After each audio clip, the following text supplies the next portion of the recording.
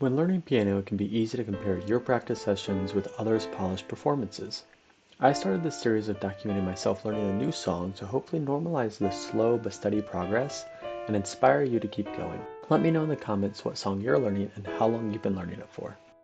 I normally learn hands independently from one another, so I wanted to force myself to learn hands together from the beginning of this song. So most of week 1 was playing at a really slow pace and gradually increasing tempo, which is what you see here. This is the most difficult song in 3/8 that I've learned so far, so I'm counting out loud while I play at this point to make sure that I get the rhythm right. I also wanted to challenge myself early on to get the right dynamics since I have a tendency to ignore those from the beginning. For example, I noticed that the dynamics play a really big role in measures 37 and 38 since it builds to a tension.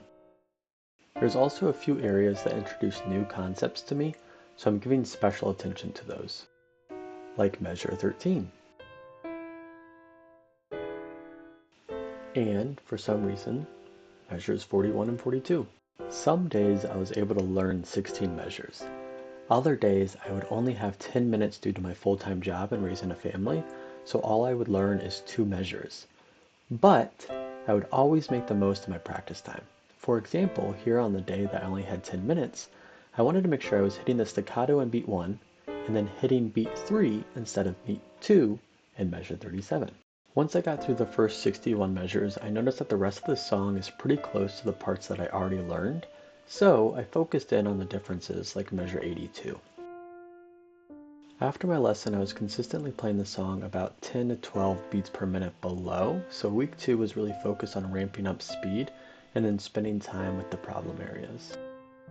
At this speed, my problem areas were measure 90, so what I would do is I would start at measure 88, and then I would stop at the first beat of 90, and then I would do measure 90, and stop at the first beat of measure 91. The other problem area was measure 82, so I just spent a lot of deep focus practicing this measure.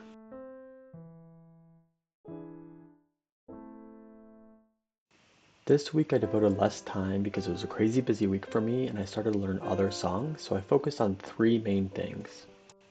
First, I would alternate between a snail pace and then max speed with a metronome. The snail pace helped me identify where I was rushing or dragging. Were you rushing or were you dragging? And I noticed I was having tempo problems, mainly at measures 39 to 40, and then again at 100 and 101, which, unsurprisingly, were also giving me problems at the full speed. So, my second focus was special attention to those problem areas, like those runs at 39 and 40, and then 100 and 101. My teacher helped me break this into bite-sized chunks, working backwards, one note at a time, as seen here.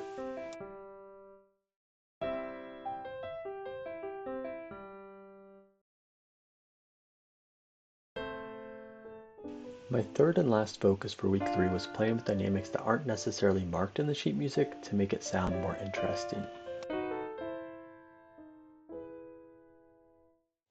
I spent even less time the 4th week, but I focused on measures 84 and 85.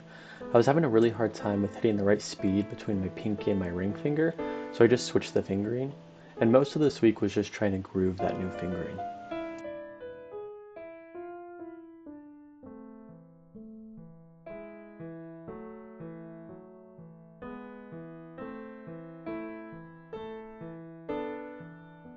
I used the 5th and final week to polish the performance. You might need to adjust your volume a little bit at this point.